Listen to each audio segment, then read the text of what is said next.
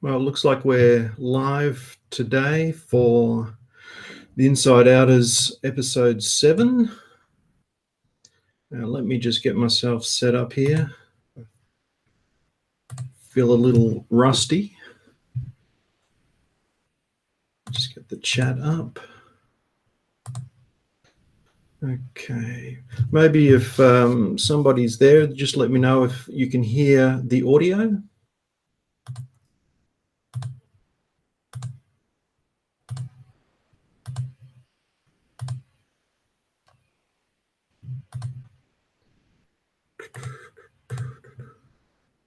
Okay.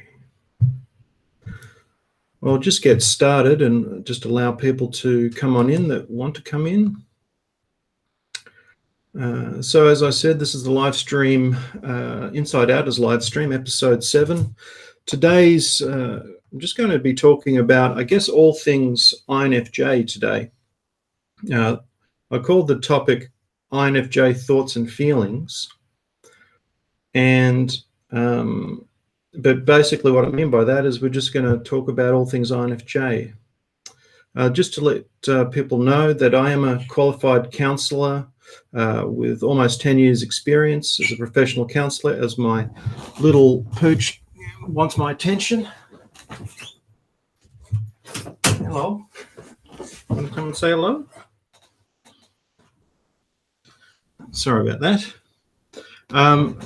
And I provide Skype counselling and MBTI consulting. Feel free to check the website out. The link should be in the description somewhere if you're wanting to check or send an email about that. A thank you to Patreon, the patrons that on Patreon that have stuck by the channel and the content as we've gone along. And you probably noticed that there hasn't been too many videos that I've made recently.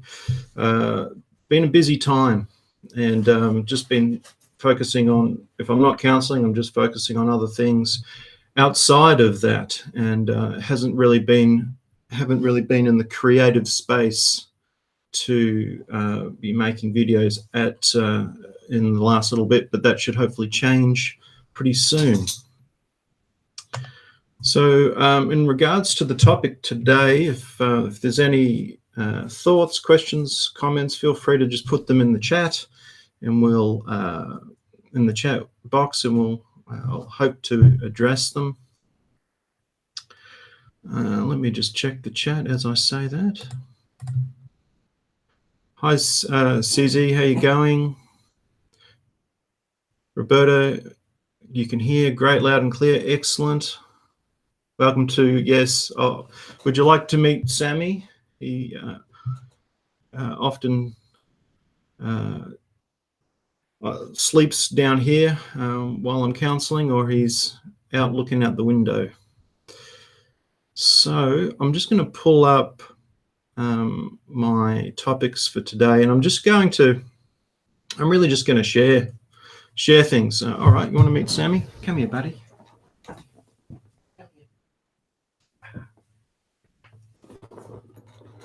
Here is our little dude, little Sammy. He loves attention, as I guess most dogs do. Okay, all right. Good on you, buddy. All right, so yeah, I'm just going to share on topics. I'm just going to sort of run through them and just see where it all leads tonight. And after each topic, or somehow in sharing things, I'll check in with the chat to see if there's any comments to sort of add to the discussion. So I guess the first thing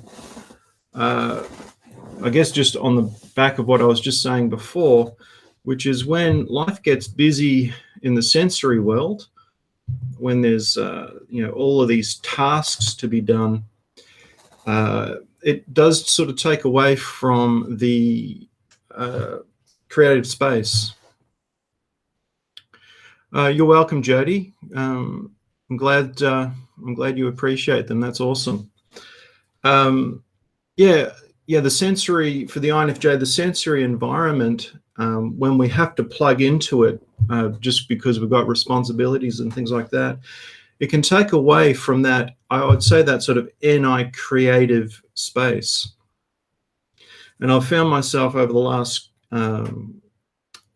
couple of months, due to all of that busyness, it's taken away from the ability to sort of harness an idea and stay with it until a video has been created, because there's just too much distractions going on. And I just think that's for an intuitive creative, it's really important, I think, to just be noticing, creating as best as one can a space where that NI can do its thing. And that could be different for a lot of people. In fact, for some people, it could involve I think it does involve a certain level of sensory interaction. But I guess when it's sensory interaction and stress, that can get complicated. And so creating an environment, a stillness, a space that enables one to sort of notice that, and both feed NI what it needs, but also be listening to NI at the same time. That's great, Leslie. That's awesome. G'day, Michael. How you going? So where was I? I think I've just got to get back to my train of thought. I'm a bit rusty at the moment when it comes to this sort of thing, so I'm just sort of finding my way into it again. I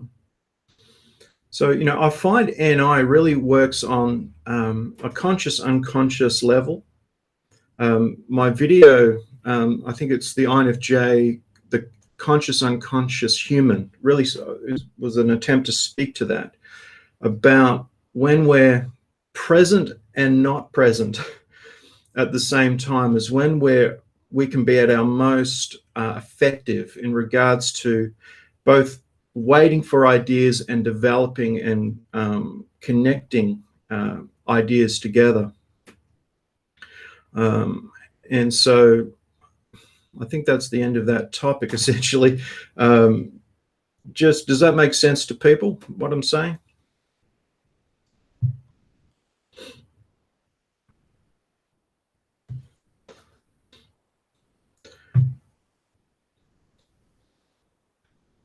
So the next topic I've got here is just talking about counseling as an INFJ and that journey and that development. So my formal development in regards to becoming a counsellor started 15 years ago.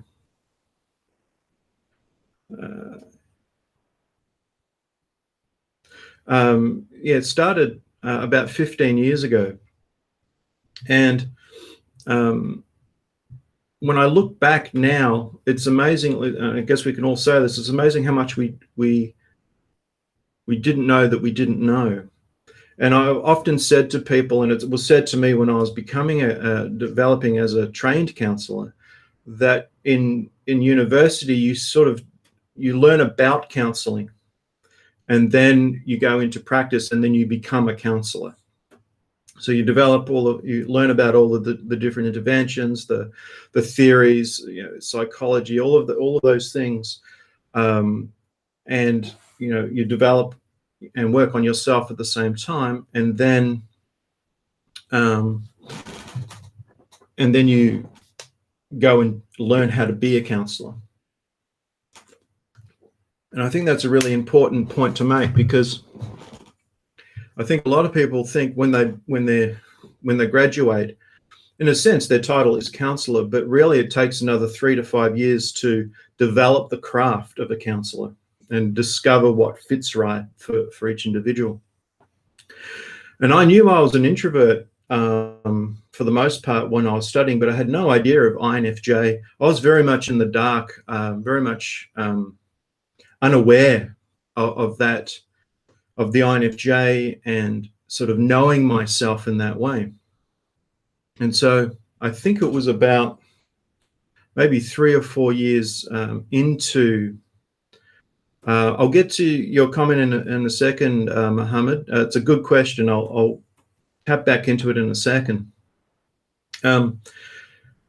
So I found when I first started as a counselor that, like anybody, when we start to actually learn how to do it, we're a bit clunky at the beginning. We try these different interventions. We're very deliberate. We're very, we hear, okay, this is stress, or this is anxiety, or this is, a life transition issue, and then sort of apply some kind of intervention to work on that. And all of that's good and great stuff, and it's valid then, it's valid now. But for me, it was kind of like the use of the tool wasn't crafted yet, and I think it has a lot to do with NI, that NI understanding. And when I discovered that, and it was like I discovered myself, and then I started to develop my counseling, I guess, utilizing a very important part of myself, and that's where things really changed. And the way to I often clunky, I think I said, CZ. Conky, no, clunky. The way I sort of describe it is,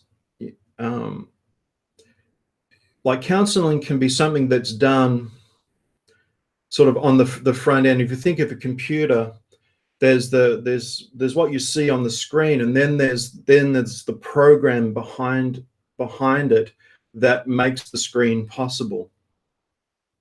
And I think in the early stages, for me and probably a lot of counselors, there's a lot of front end work, working on the surface, essentially, sort of surface interventions. Whereas as things develop, and maybe it's not for all people, but it's, from my perspective, it's working with the coding behind the screen that is much more effective. And so we get a sense of what people are doing on the outside, and a lot of people try and adjust, like through behavior therapy and things like that, try to affect the behavior on the outside, but without dealing with the why, then it's not that the behavior therapy of itself is not effective. It's just sometimes there's maybe a better or a deeper way of going about it. And so dealing with the back end, dealing with the coding, the why, what is creating this behavior, what is creating these emotions. And so there's a therapy practice intervention called internal family systems, which I think mirrors very, very well NI and INFJs, that ability to see into other people. And it kind of creates a framework to help understand people and understand that we can be operating from different parts of ourselves. And we can think that those parts are the self when in fact they're not. So it was probably around the 3 to 5 year mark that I sort of really hit my stride as a counselor.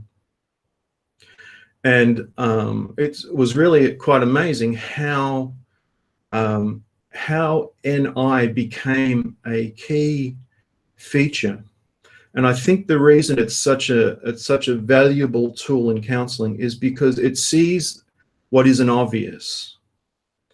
We can hear what people say, we can see what they do, we can see their body language and things like that. Um, but NI, I think, helps to see what isn't obvious. You see the narrative, the script underlying a person's presentation, which can look like a hunch. It can look, can come across in different sorts of ways.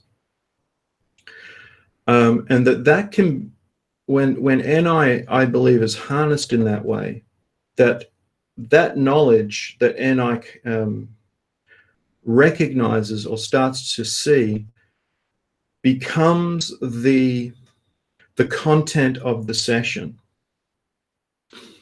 And so rather than just deal with the externals for the most part, which are important to acknowledge and notice, and I think a lot of that noticing actually ends up informing NI. It's what NI sees that becomes can be very powerful when it comes to counseling. And it's amazing when you're talking to somebody, talking to a client, and it's like a part of them knows it's there, but the way a client is presenting, it's also unconscious. And then you speak that NI awareness out, and you see the client smile or get emotional because you're speaking into the coding, the what's going on behind the scenes of a person that is essentially what's making them tick. And then that becomes the landscape of counseling. So NI has that ability, and an INFJ has that capacity to develop that, especially with the FE, in the way that it communicates the understanding, the timing of it, the language, the awareness of how a person may need to receive it is, I guess what everything I've just said there, I think, is what encapsulates why INFJ is sometimes labeled the counselor. So let me just quickly read some of the comments to see what other people are saying. So let me answer your question, Mohammed. It's obviously an what's the word? And it's an abstract question. It's an abstract answer. But if I use it, because I think what happens creatively, just like for me, whether it's making a video or having a conversation or speaking with a client, NI, like I've had, maybe I'll give some examples. I've had experiences where I'll be talking to somebody, and I don't. Well, let me back up a bit. There's kind of this very, very subtle sense of something that we're working towards, and I don't know exactly what it is, and the client doesn't know what it is, but we can even consciously acknowledge, or I'll actually say it, look, I think we're heading towards something. I don't quite know what it is, but I think we need to just keep the dialogue, keep the interaction going. In a way, I think what that is, it's like a very early not warning sign, but an early sort of indication, NI indication, we're onto something, but we don't know what we're onto yet. And then holding that there while we continue to dialogue until eventually the story of the session, so on, and the atmosphere develops enough for that hunch, that gut feel, to come into focus. And when that happens, for the most part, it's both a aha moment for me as the counselor and for the other person. It wouldn't really matter if it was just an aha for myself. That's not what it's about. The aha, in a sense, aha moment is like, that's where we were. That's right. That I think is what we were looking for, or what we were being led towards. And the feedback from the client is often often presents that, sorry, the client's feedback is often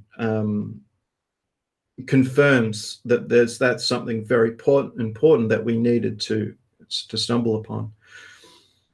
In other ways, Mohammed, and maybe others can share their experience in the chat, is these sort of moments where we realize something that we weren't even spending time consciously thinking about.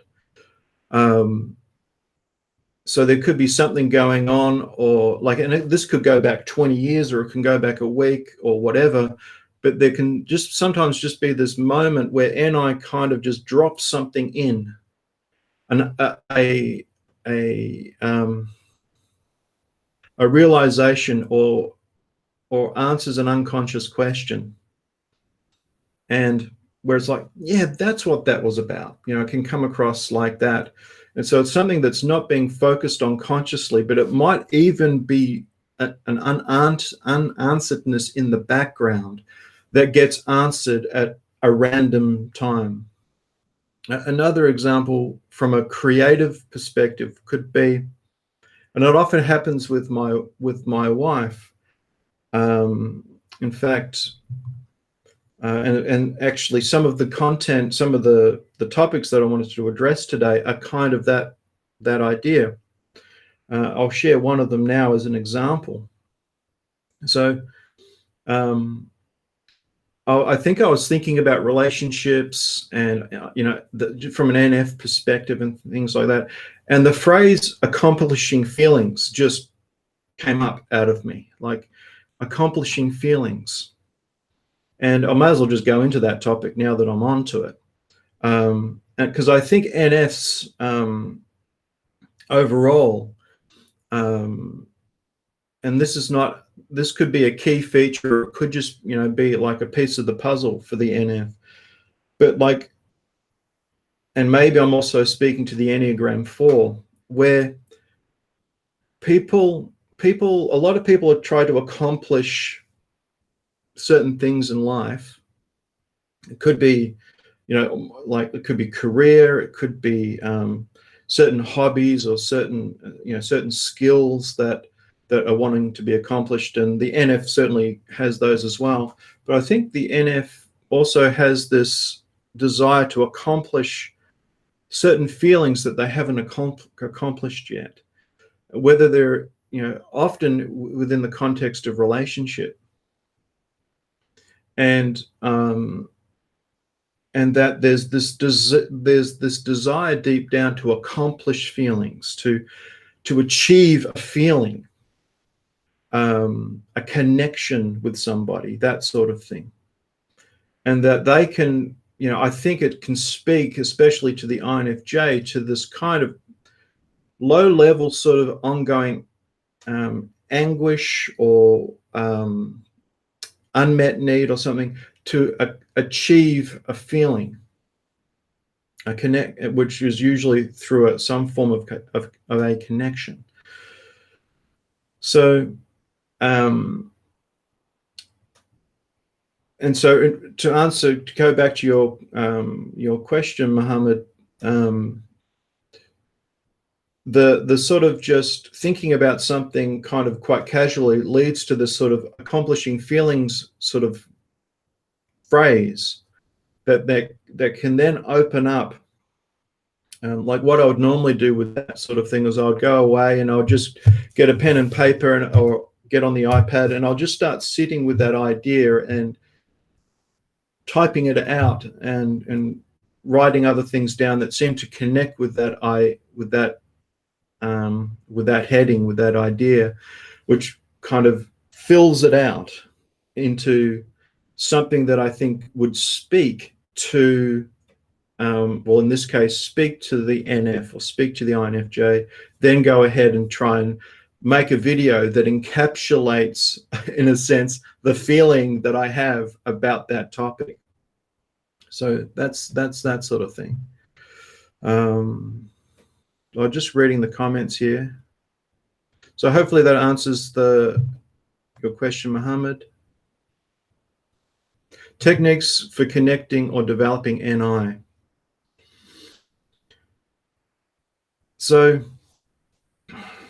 I think it goes back to what I was saying earlier. It's about, we've got to clear out clutter from the inside. Unresolved clutter, issues, feelings, whatever that that we carry. I think if we picture sort of NI down here, and it needs to sort of come up into our conscious awareness, then whatever we're carrying that we're disturbed about or uncomfortable about or not acknowledging, let's say it resides just symbolically, whatever, here, then we can't rest into what NI has to give in a maybe in a more pure sense while we've got that unresolvedness going on. So on a practical level, it could be finding quiet. It could be about reading something, watching something, doing something that stimulates NI. That would be some practical things to do.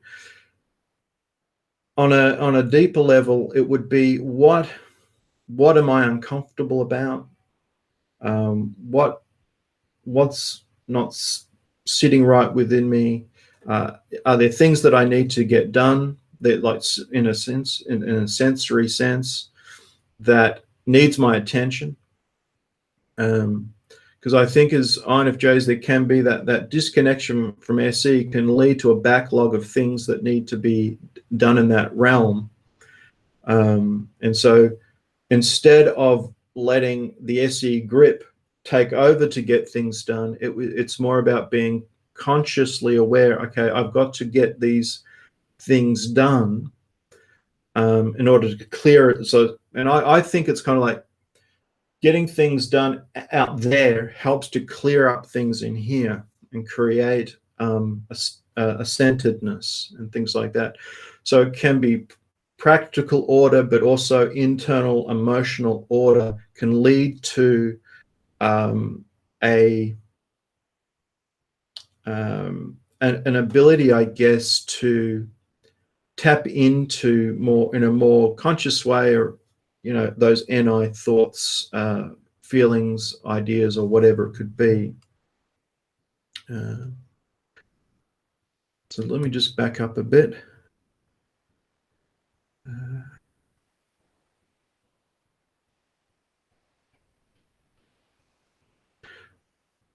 Yes, CZ, I agree. INFJs can become inadvertent counselors, absolutely. I'm not sure, trauma processing. I'm not sure what you mean. If you're asking me a question there, Amber. Where are we? Okay, I think it's going to still don't understand the MBTI. Okay.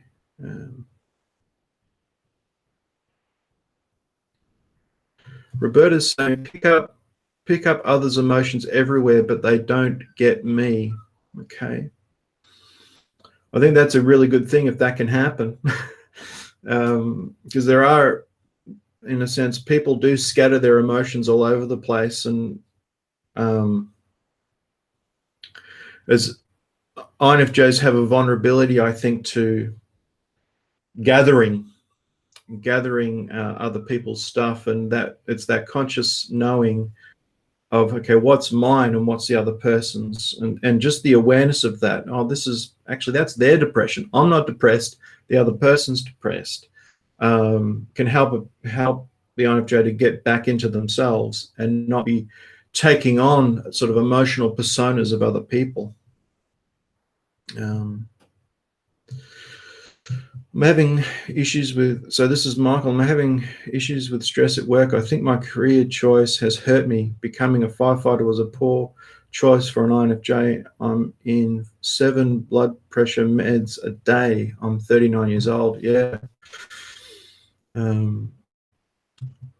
I've just recently become aware, or just through the things that I've been watching about the the stress and even the trauma that firefighters can experience with some of the things that they have to come across in their job, I guess it would be firefighting would, I guess, be considered a very SE type of career. Not that an INFJ can't do it, but I think knowing that we are an INFJ doing a specific kind of career can help to some extent with coping with the fact that we're operating. The job requires us to operate out of a non-preferred function.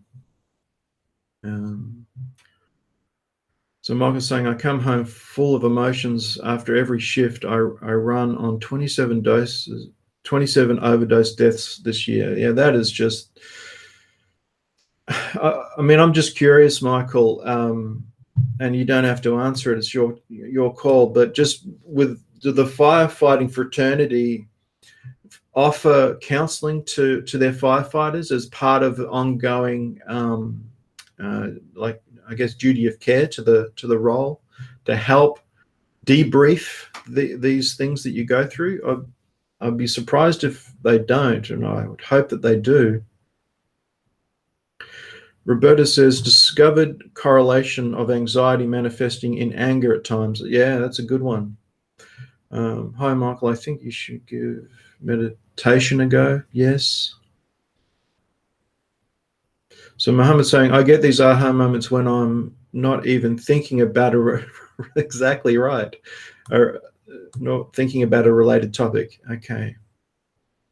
Mind mapping is a good way to describe it, CZ. Yep. Just dumping it all out on paper and then seeing how it all connects. Okay, I think I've caught up here.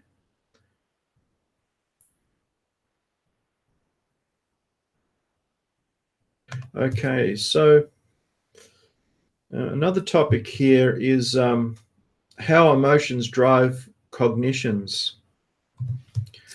This is basically a key feature in counseling that I've found is, I might just highlight where I'm up to in the chat. Whether someone has a preference for the thinking or the feeling, unresolved emotions, when people come to counseling, often there's some kind of unresolved or unacknowledged emotion that's driving that's driving or influencing their thinking, even when the person is completely locked in their head, completely locked in their thoughts. That's actually a very clear example of someone that's not acknowledging their emotions. They're not in their body, which is where we carry those emotions. I think feelers, for the most part, they have an easier time at like being available to be helped, if you like, to notice emotions that they're perhaps not acknowledging, that might be driving their thoughts. For thinking preferred people, it's often harder because there's that natural preference, that cognitive function preference to eliminate emotions to make their decisions. And then what happens is they eliminate or push to one side legitimate emotions that need to be dealt with or acknowledged, especially when it's on a personal level. When those are pushed to one side to make their decisions, that becomes harder it becomes more challenging for somebody to go there, because there's just this natural thing in them saying, no, emotions are to be put to one side. For the most part, they're to be put to one side. And the other reason I think for some thinkers is that prefer thinking is it can be like for thinkers, they actually pride themselves on their ability to logically solve problems, and it's really difficult for them to see and acknowledge that there's actually something, an emotional issue unresolved, that's actually influencing their thinking, because they think they've eliminated those things so that they've made some positive, logical decisions. But when with the awareness of the unresolved emotional issue, then there is actually an awareness of how the thinking has been influenced or is actually being used as a defense mechanism to not feel something. So that can be harder for thinkers to go there, but richly rewarding when they eventually do, because it can realign them. So regardless of whether we're thinkers or feelers, we can have unresolved emotions that drive our thinking, that like even drive our behavior. Okay, Ray. So for Ray, developing NI, I like reading biographies to identify successful life, leadership development to build from a natural and geopolitical history as patterns of human behavior repeat themselves. Yeah. Okay. We walk in the footsteps on the path of those before us, yet look to the side and ahead by being highly observant, a great aid to know what will be ahead. Absolutely. I've got a topic here that made a lot of sense to me at the time. How an INFJ remembers, and it kind of goes into what we're talking about with NI, that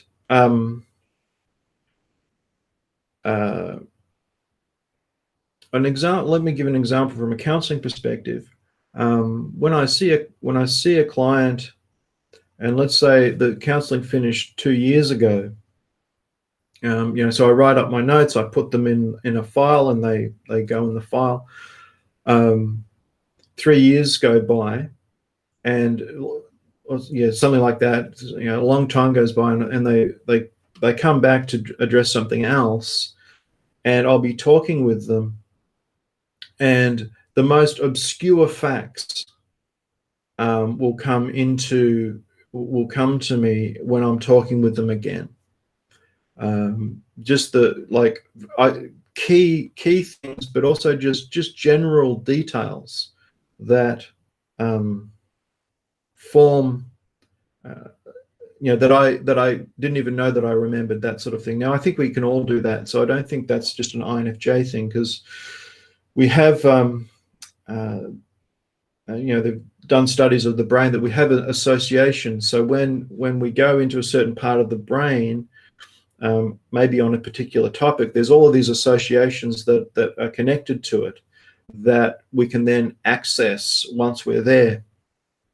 There's probably more to that topic that I just haven't quite grabbed onto yet, but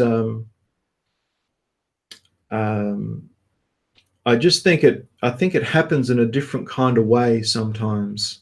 The remembering, maybe what it is that for a lot of people, what they remember is often very available to them. It's like they're quick to go there.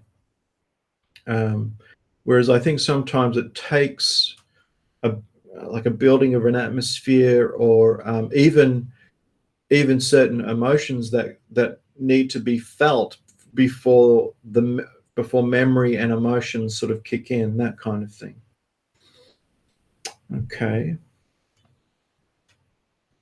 So some of these headings that I've put here, I put on paper like a month or two ago. So I'm still trying to sort of find my way into them as I go back to them and just sort of see what comes out.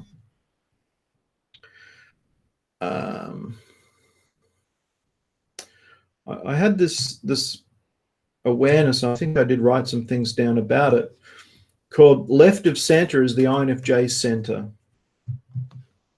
That for the most part, I'm probably not going to do this topic justice because I'm remembering that I did write quite a bit about it. But I think INFJs often, when they grow up, they're trying to grow up in their center. They're trying to be themselves, but then they extrovert themselves into their environment, whether it's family of origin or peers, school, these sorts of things.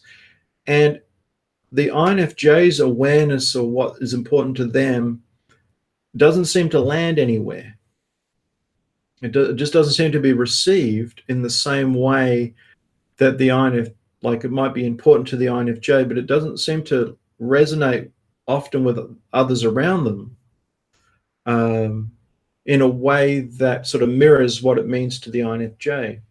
And for other people, the INFJ, they can get can be a feeling in others that this person's a little left of center, but it can be not necessarily conscious, just different. And that actually the left of centerness of the INFJ is actually totally fine. That the INFJ is left of center to most of the world, but that's actually an important thing. It's important to be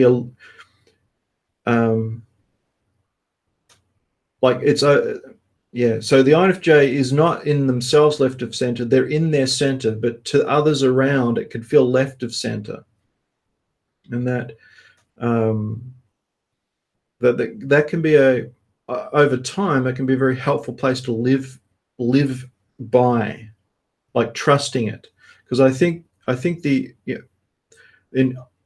in childhood development, the INFJ can cease to think that their thoughts or their feelings have validation, because they're not received the way they need to be received sometimes.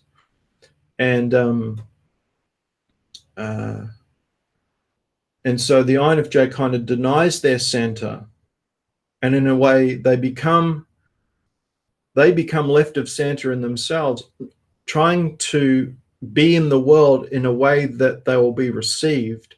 But it turns out it's not them being themselves. They're trying to respond and interact to the world in a way that it will be received.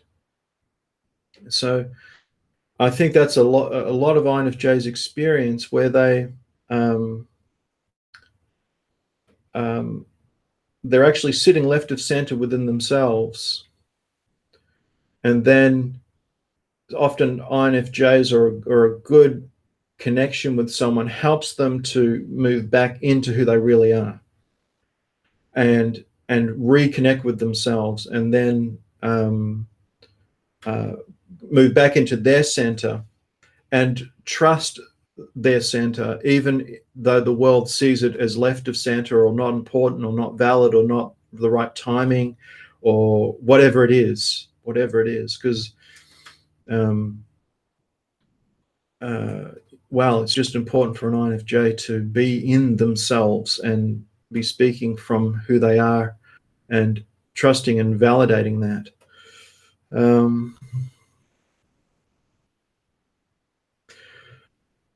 Aquarius revolution, or you go deeper into yourself and reject everybody else. Yeah, I would say that is like going to the other extreme. That would be perhaps like another defense reaction to this, is the INFJ rejects themselves and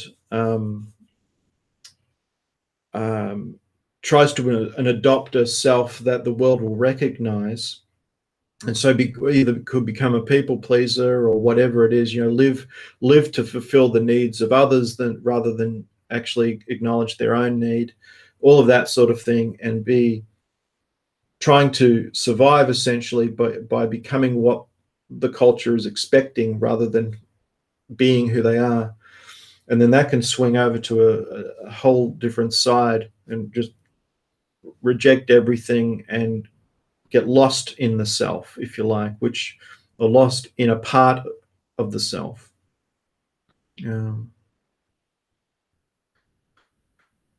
How can a highly sensitive INFJ shield him or herself from external pressure and feelings and develop internal strength? Big questions. I would say, I think for that one, Mohammed, there's a video that I've made called something about highly sensitive people, how to handle one's sensitivity or something like that. I think that video goes into that in quite a lot of detail. So I might just suggest to go to that video. It is a good question. Yeah. Okay. All right. Another one I've got here is the power of uncertainty. And I think where I was going, thinking about that topic is about the world. The world is always looking for certainty. You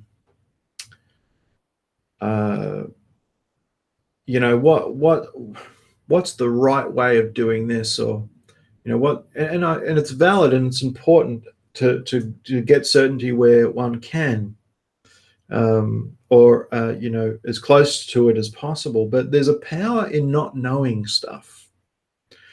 Again, I just, maybe because counseling is a big part of my life. There's a lot of examples that come from it.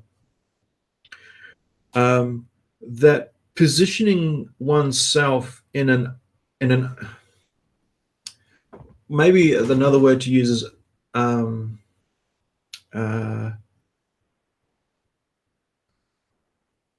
not uncertainty, but a place of not knowing. So it's often like we feel like we need to be like a TE dom or something like that and have the answers. This is the answer, and everyone often gravitates to the TE dom because they're so quick and so solid and certain about their responses. And for the most part, I'd say that there is it's legitimate. It's not that just because it is certain and quick and available that it's not valid. But there can be some real power in sitting in a space of uncertainty. What if I didn't know, or what could be something else that we could do here? The place of unknowing or choosing not to be certain can be a very powerful place to be. It allows for new thinking. It can allow for new thoughts, new ideas. So it can feel, often uncertainty can feel very anxiety provoking for people, and to some extent there could be understandable anxiety connected to uncertainty, but it can also be very powerful. I'm just trying to think of some examples. Maybe, let's say, in a conflict with somebody, if we're in a conflict with someone, often if we're not really in touch with ourselves, we're not really listening to the other person. Instead, we're already got what we want to say ready to be said, and so we're not really listening to the other person. We're just like, okay, I'll wait for this person to finish, and then, okay, now I'm going to say what I want to say. Like that very, that sort of toxic, spiraling down kind of conflict that can happen. And you would say that person, both of them, are so certain about what they're thinking and feeling, and their perception, or what they think is the problem, or what's going on. But they're both so certain, yet there's no resolution. There's no outcome that's positive. It's toxic. It's damaging. It's painful. Whereas if that couple were to sit there in uncertainty, maybe what if I just sit here in this? I'm feeling these feelings, but let's just wait to see what's really going on here. It allows a deeper truth to emerge. And that's probably what I mean by the power of uncertainty. It allows deeper truth to emerge. that could absolutely transform that conversation that they're having. So they're just some thoughts on that.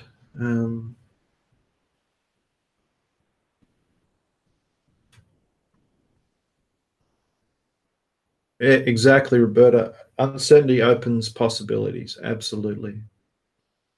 I think one of the reasons that it's powerful, uncertainty is powerful, because it's humbling. When we humble ourselves, and it's not an easy thing to do, especially when we get caught off guard. Humility can be a difficult place to live from. But I think sitting in uncertainty is a space of humility. It's saying, I'm going to reserve my own opinion here, or my own feelings, or my own whatever, and see what else might be going on that I need to learn or become aware of. Ray says, Scott, would you do a video on the INFJ dark side sometime? We know we dip in there at times. It's a good topic. I'm just sort of thinking of the videos that I have done. Maybe I'm thinking of the INFJ shadow, how to recognize and work with shadow. But that is a good topic. Okay, well, we're coming up to an hour. I thought about, there's a video that I made called Supercharging Introverted Intuition. And I had the idea of maybe playing it on the stream and pausing it and talking about it. Because I think for some people, the symbolism and the message of the video can be loud and clear, but for others, it might have got lost a little bit. There was maybe some things I said that weren't entirely clear. I just don't know exactly how to share a video on a live stream. I've never done it before, but just maybe let me know if that's a good idea, if that's something you want to do, and then I might look into it. Otherwise,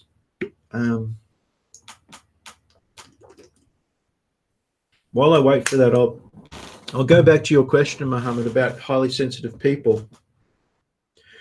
One thing I would say to that is that often, but it sort of goes alongside the left of center as the INFJ center, is growing up, if an INFJ is HSP, then, or whether someone's HSP or not INFJ, it doesn't really matter. We can reject our own sensitivity. And we can be, HSPs can be shamed for their sensitivity, both overtly and covertly. The culture can shame it, and people can directly shame it. You're weak. You're not strong enough. You need to develop a thicker skin and all of that sort of thing. And all of these sort of shaming statements to maybe well-intended, to toughen a person up. And often that leads to even more pain. I'd even say like a chronic sensitivity to that pain, because it's kind of like imagine asking a TE Dom to stop having strong opinions about something, or asking an SE Dom to stop experiencing life and just read. Right, it'd be damaging to them. And I think it's similar for the HSP, is like trying to tell them that their level of sensitivity is a deficit. Then the person is actually trying to reject a legitimate part of themselves, which is highly problematic. So now there actually wasn't a problem that existed, but now there is a problem that exists, which is that they're rejecting their sensitivity. which I think makes a person more sensitive and more prone to wounds and things like that, because they're in a state of rejecting themselves. So one of the ways, like paradoxically, one of the ways to uh, move forward in that respect is to move back into honoring the sensitivity, not rejecting it. Which then, with the acknowledging of the sensitivity and accepting it instead of rejecting it, now the person is able to work with the sensitivity instead of spending their time unconsciously rejecting it and doing all of that sort of thing. And it still means they're HSP, it still means they're sensitive, but now they're owning it instead of potentially rejecting it and seeing it as a problem and then trying to develop this thicker skin. The highly sensitive person, I think, develops a thicker skin by owning their sensitivity, not rejecting it. And then from there, it's about acknowledging, well, how do I take care of this now? And I think that's a really important question, but and it's different for everybody. But let's say we have to deal with someone in life that is just like maybe a very different type, and and you find their presence offensive. You feel like just them being around and the way they talk is like they're just stomping all over you. Then limiting oneself around that person could be, if it's possible, a necessary thing to do. But additionally to that, it would be the reason I'm finding this person so painful to be around, or finding myself feeling very uncomfortable with them, could be because they're a different type and their style feels abrasive, or maybe they've got other stuff going on. But when we say, hang on, this is sort of touching on this legitimate part of myself. I'm feeling this sensitivity around this person because I'm a sensitive person. Then that has the ability to normalize the experience and say, the reason I had a hard time with that person is because I'm a sensitive person. And as opposed to, the reason I had a hard time around that person is because I'm weak and deficient and I have a problem. So anyway, there's some thoughts as the chat's moving along here. I might just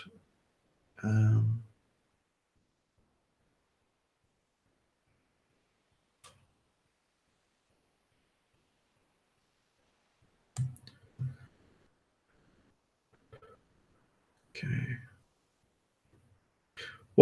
What does an actualized INFJ look like? I don't know what they look like. It's almost rhetorical. When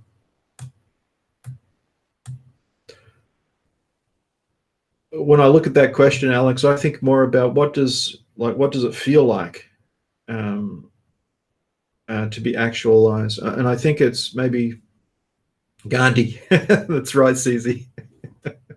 Yeah, yeah, skinny and at peace.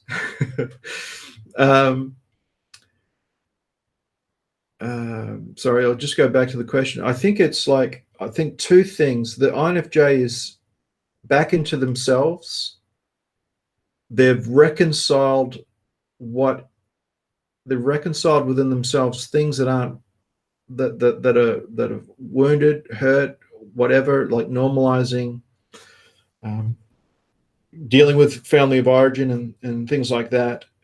Self-awareness is a big part of it, building that self-awareness and becoming at peace essentially with the self and accepting the difference that the INFJ carries, but then somehow actualizing that into the real world in a way that is meaningful to that individual INFJ. So like doing something doing something that it's kind of like if an INFJ with a vision to accomplish something or do something in the world, it's almost like they need to accomplish that in themselves first, and or alongside of actualizing it in the world. And that I sort of see it from a cognitive function perspective. It's like getting back in touch with NI, learning to take care of FE, and not take on other people's emotions and not become a people pleaser and all of those sorts of things. Develop through their NITI loop, if you like, in a healthy sense, their theories of the world and mapping their values system and all of that together, and then SE kind of actualizing that vision into the world in some way that has a benefit to human beings. I'd say that would be a way of what an INFJ, an actualized INFJ, would look like. Where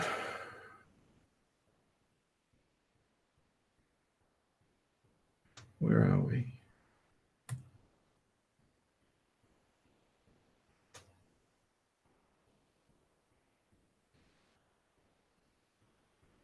Yeah.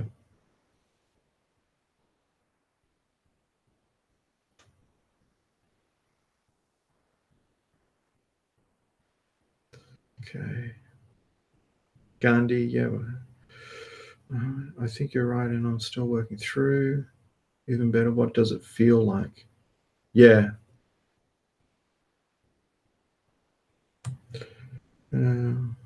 James, how does an INFJ harness their superpowers to make a living in the world we live in today? Especially, I wouldn't want to get paid to help people, but money is important for personal freedom. Yeah. Harness their superpowers to make a living in the world. It's a challenging one. Sorry, let me just read that again. Personally, I wouldn't want to get paid to help people, but money is important for personal freedom.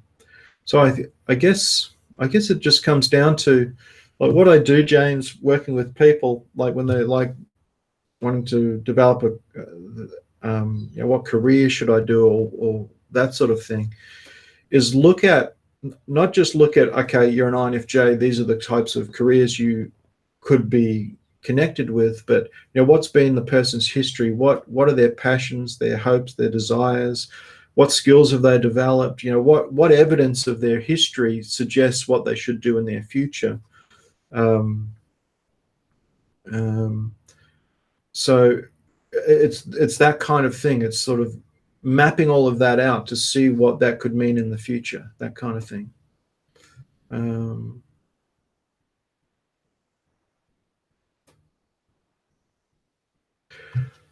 Sorry, Caesar, you're saying would an actualized INFJ then be unapologetic about their NI and their sensitivity?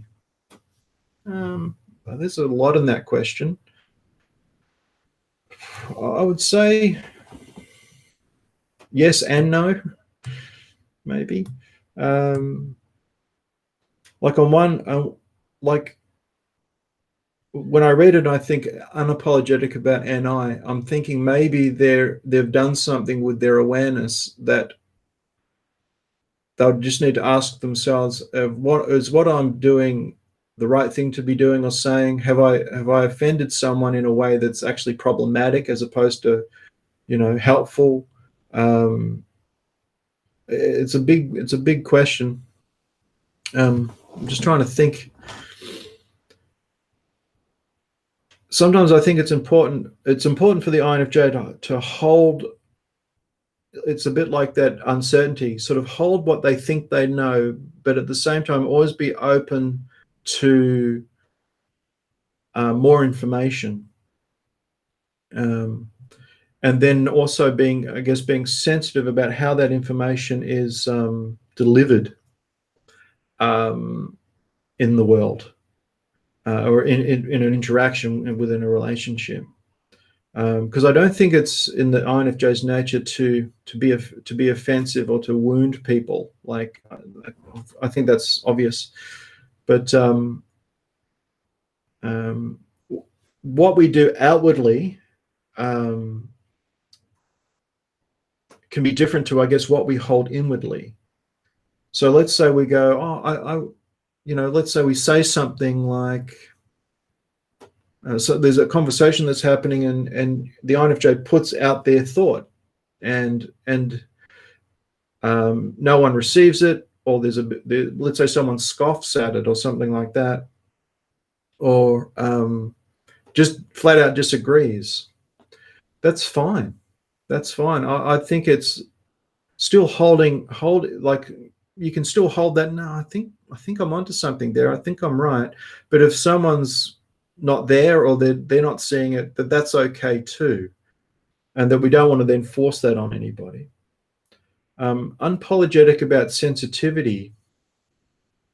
I guess the answer is yes. Like honor it, own it, take care of sensitivity. Yeah, I hope that answers the question, CZ. Sometimes it's difficult to know what's really being asked sometimes in a question when it's in written form.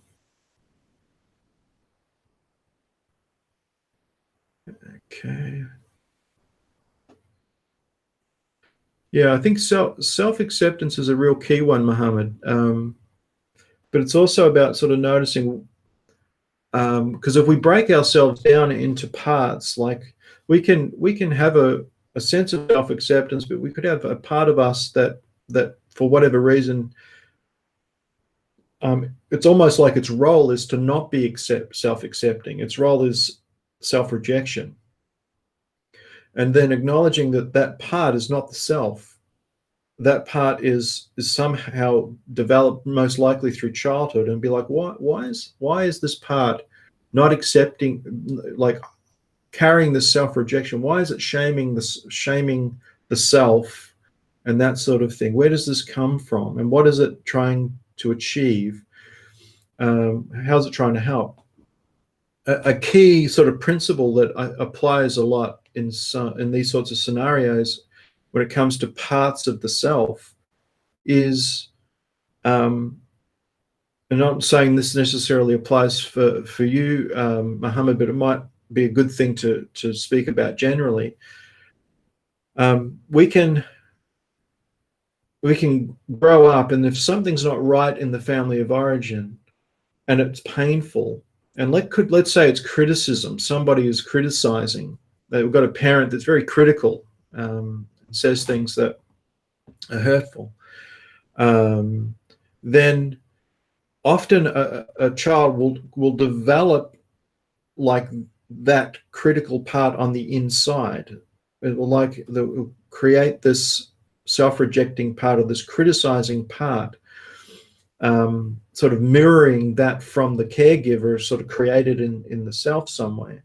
And then that then moving out of home, and 10, 15 years later, outside of the family now, not exposed to that criticism any longer, but carries it on the inside. And one of the reasons I think it exists like that is that it gives the idea that it's less painful to have a part in the self doing the criticizing and the rejecting than hearing it from a caregiver or from the outside. So it's like, well, if I'll do it to myself first because it's less painful. And there's another piece of that I wanted to say, but that can be one of the reasons that we have these different parts of ourselves. Yeah, that was what I was going to say. Let's say it's criticizing. We can have a part that then criticizes ourselves I call it like negative criticism. It's like it wants to, if it criticizes us, then we might behave better. We might be more. It's often criticizing other parts like perfectionism and performance and all of these things, because it thinks that if I criticize these other parts of the self to do better or behave better or to achieve better, then they won't get criticized from the outside world. But the problem is still there because there's the part now that's doing the criticizing, and I call it negative encouragement because there's kind of like criticizing other parts to do well, as opposed to moving back more into the center of the self, where there is overall acceptance, like of the self and the different parts that we can carry that need our help, including that criticized part. Oh boy, where are we?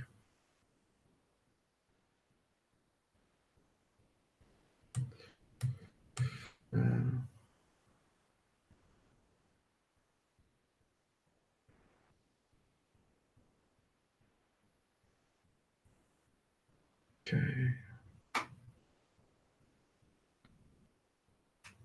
Yeah, I had just speaking personally, I had a best friend in high school who I didn't realize then, but later down, both high school and outside of school, who was an ENTJ, and we we had a pretty strong friendship for a long time.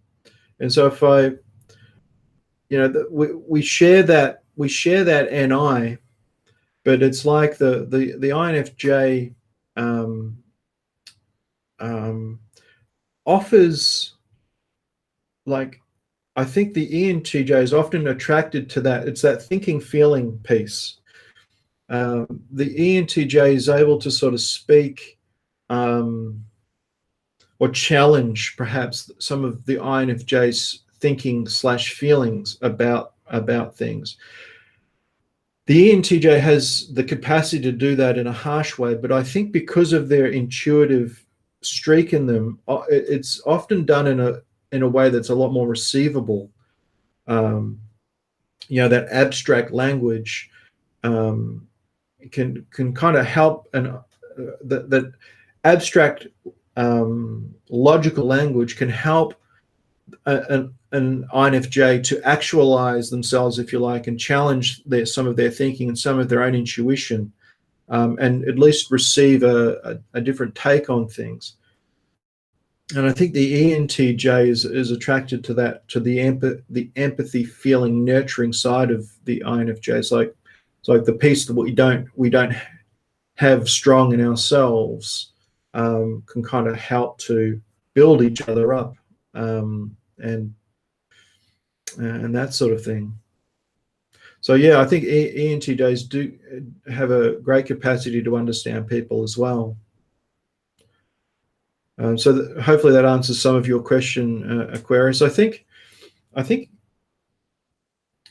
mean, I'll sort of avoid this sort of idea in a way, because it just seems on one level that, like, there's this sensing intuitive kind of, I don't know if it's prejudice or things like that, but at the same time, it's like there is a reality that, that for the most part, intuitives understand intuitives and sensors understand sensors in the way that they communicate through concrete versus abstract. But that's not to say that there can't be a, like, I guess for myself, I've got that sort of idealist sort of part of me that would like to see, like, all types understanding and getting along with all types in this sort of utopic kind of way. And I guess that's an okay thing to work towards, while at the same time recognizing that on the way there's going to be a lot of misunderstanding, conflict, confusion, and chaos.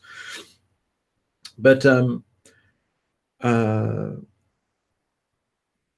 I think so. I think intuitives often have an easier time with other intuitives, as a general rule. Now, I'm just going to move on because we're sort of starting to run out of time here. It's hard finding friends as an INFJ because we seek deep loyalty. It's very true. An ENTJ and an INFJ, I guess we complete what the other lacks. Yes, it does give me important insights. Okay. Well, unless there's other things that people want to say, maybe we're getting close to the end. Um,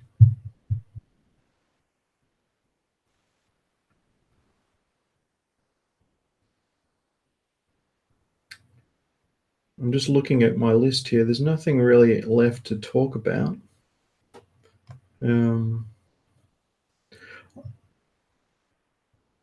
Thank you, Scott and Sammy.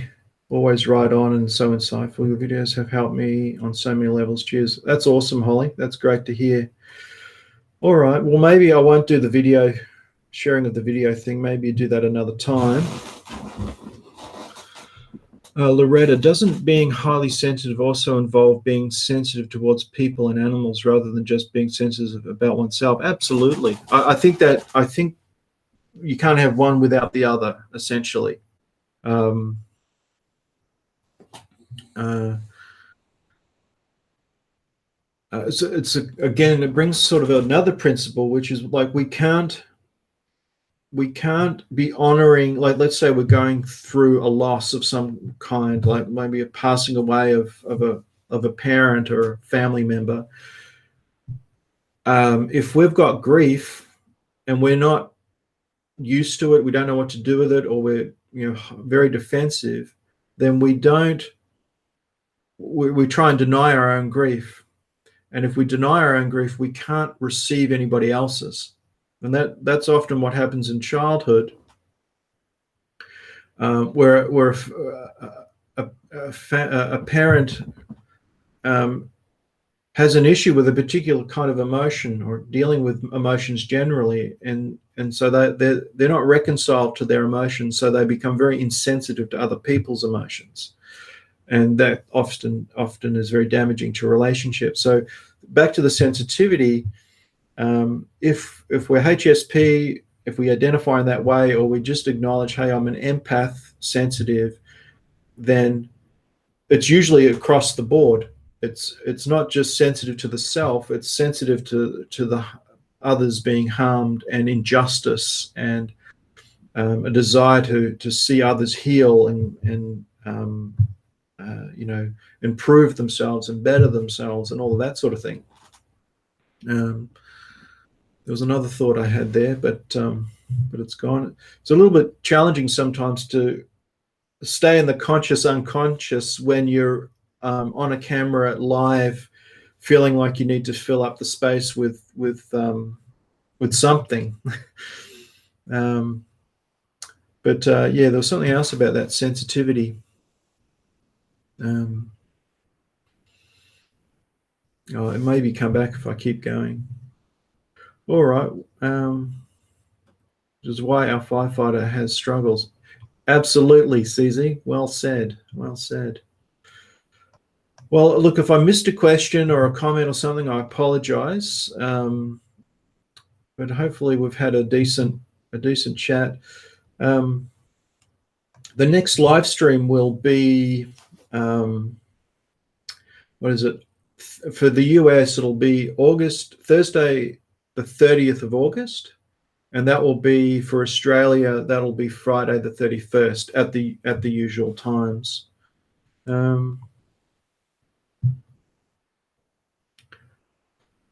Okay. So I hope to be able to put out new videos.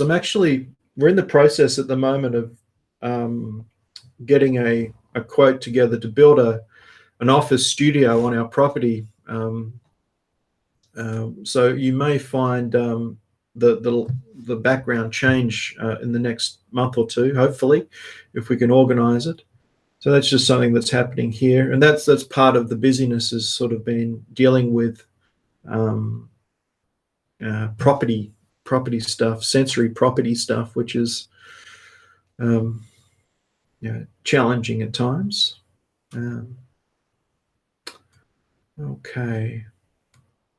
All right. Well, I hope the live stream finds everybody well, and if you're finding benefit in this, I sort of say there's a little bit of uncomfortableness, because it's always a bit funny asking for things, but if you find value in it, and there's this super chat thing here, icon on the chat. It's just a little, if it's there if you want to contribute financially to these chats, you find them beneficial. There's that option there, but there's no expectation at all. I enjoy doing this. I get a lot of fulfillment out of just doing it. So it's just that little added bonus there that's there if people want to choose that option, but there's no expectation.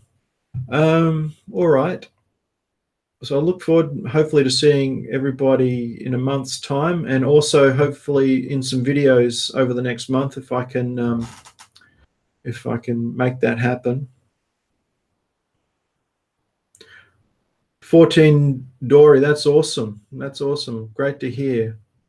So also, before I finish, and I always forget to ask this, if you can give the chat or the video a thumbs up before you disappear today, just to give it a bit of love, a bit of appreciation, that would be great if you have found it helpful. And yeah, let's see where these live streams lead us over the next couple of months. Thank you, Zizi. Thank you very much. All right, guys. Well, I'll see you in a month's time.